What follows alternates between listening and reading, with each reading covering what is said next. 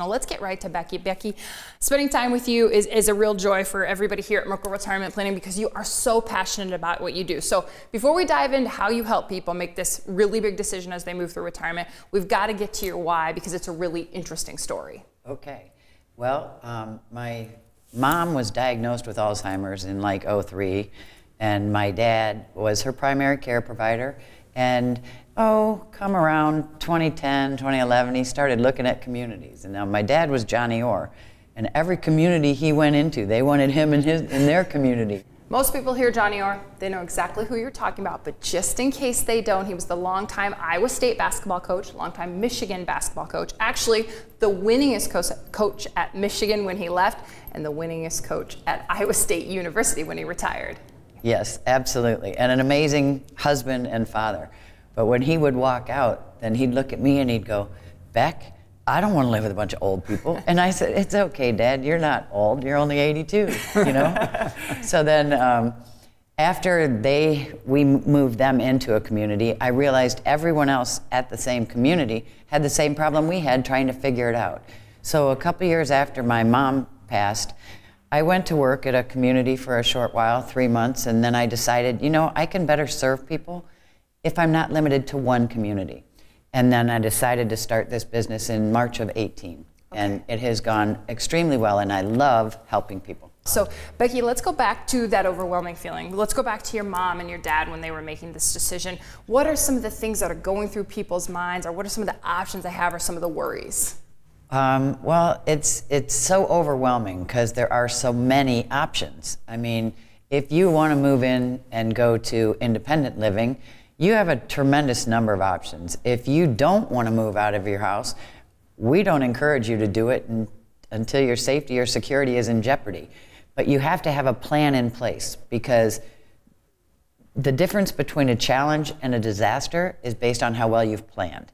And if you haven't got a plan in place and something needs to be done right away, you don't have a very good idea of what you need or where you need to go.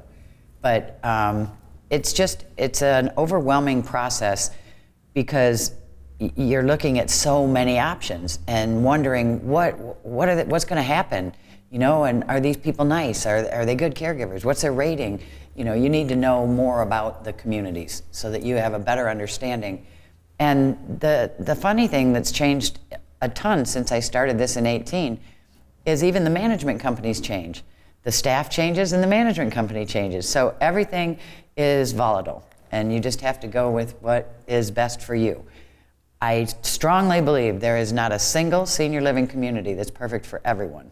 So you got to give them a lot of choices and let them make their own decision. You're speaking our language, Becky, when you talk about the importance of having a plan in place. We talk about the importance of having a retirement plan in place, but one of the issues that we find that comes up is, what is a retirement plan? You know, a lot of people think a retirement plan is the investments, where as you get closer to retirement and even go through retirement, you realize there's a lot more to retirement planning than just the investments. You need to deliver income, you need to figure out what's going on with Medicare, legacy planning, all these other things that come into it. So when you're talking about have a plan in place for senior home finding, what would that look like? What are some of the basic components of that plan? Financial is number one. No surprise there. No. Medical needs is number 2, and number 3 is, where's your family? Those are the things that are most important. You want your family to be able to visit often, because it's just human nature that the more your family visits, the better care you get, because they get to know your family and then they take better care of you. So it's not intentional, it's just human nature. So those are the things that are most important: your financial, your medical needs, and where your family is, so they can get there with ease. And I don't want to overlook that financial piece, because this has been quantified, and they do studies on it. So the most recent numbers that we have, the Genworth study, we're talking about the Des Moines area for these numbers, but home health aid, about $5,000 a month, assisted living facility, almost $5,000 a month, nursing home private room, $7,700 a month. That's if you're using those facilities right now. Fast forward 20 years, of course you can expect most of that to double as you move to and through retirement. True, and currently a lot of those are higher now, even now, just because of the situation we're in as a country. Some are over $10,000 a month for long-term care. and it's just the way it is. So you have to understand how to manage that side of it and where to choose so that when you run out of money, you don't get kicked out. Yeah, you've just recently seen a big increase in costs just around the metro area, and I think a lot of that probably has to do with wage inflation. Staffing is requiring a lot more from a compensation standpoint. The food costs, all the normal costs that most businesses are experiencing right now, you're seeing with the senior home finding facilities as well. Yes, absolutely. They're all increasing their rates, their fees, their monthly. Their second person fee is exorbitant sometimes. I mean, when my parents moved in, it was $250, right, for the second person. Now it's upwards of $700, $1,200, $1,700, $1,800 for the second person. So it just depends where you choose, what you need, and how you can negotiate what you want. Yeah, and because of those costs, that's why healthcare planning is one of the big components of the overall retirement plan. So we identify within the overall plan if you need assisted living, if you need home health care, if you need memory care, how much would that cost on a projected basis going forward? And then where would the best places within your overall income sources be to provide those assets? And one of the most important pieces of information that a lot of people are looking for, especially married couples, is if my spouse needs this type of care and it costs, let's say, an extra $10,000 a month, what does that do to the rest of your retirement? How does that impact it from an overall financial standpoint?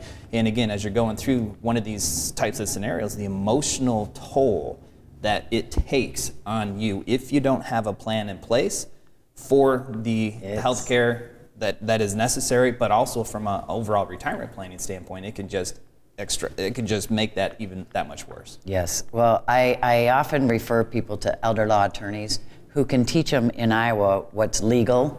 So you can combine all your assets, okay, except your house and your car don't count. Then you can split them in half, and when one spends down and they can now be eligible for Medicaid, you're not broke taking care of them. So if you don't choose to move in with them, you want to get that plan in place definitely before you move anyone anywhere.